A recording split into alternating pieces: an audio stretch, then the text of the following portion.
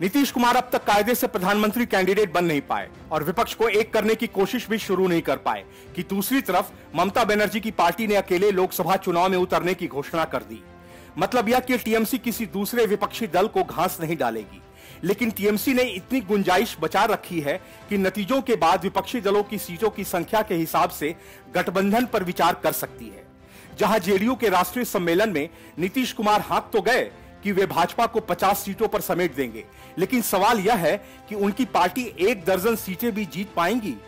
नीतीश कुमार और चंद्रशेखर राव ने हाल ही में भाजपा मुक्त भारत के लिए क्षेत्रीय दलों के बीच एकता बनाए रखने के उपायों पर चर्चा की।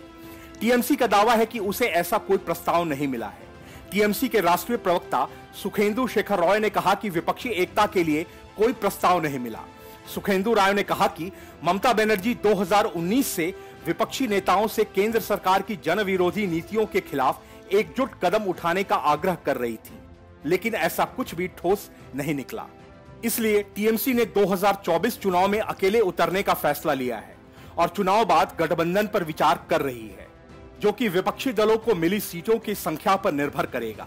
हालांकि टीएमसी केंद्रीय एजेंसियों के विपक्षी दलों को नष्ट करने और भाजपा के विपक्ष मुक्त भारत के एजेंडे के खिलाफ मुखर है। प्रधानमंत्री नरेंद्र मोदी ने आरोप लगाया था कि देश में भ्रष्ट लोगों के खिलाफ कार्रवाई के परिणाम स्वरूप राष्ट्रीय राजनीति में नया ध्रुवीकरण हुआ है। कुछ राजनीतिक समूह खुले तौर पर भ्रष्टाचार के आरोपों का सामना करने वालों को बचाने के लिए एक यूनिट में संगठित होने की कोशिश कर रहे हैं।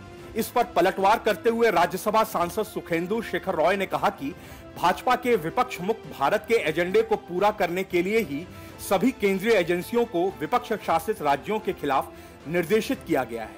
मध्य प्रदेश में व्यापमं घोटाले पर भाजपा का क्या रुख है, जहां नौकरी चाहने वालों से न केवल हजारों करोड़ रुपए एकत्र किए गए, बल्कि लगभग 100 लोगों की रहस्यमयी मौत हुई थी। तृणमूल कांग्रेस ने दावा किया कि विपक्ष को नष्ट करने का प्रयास किया जा रहा है। Bureau report, news of India.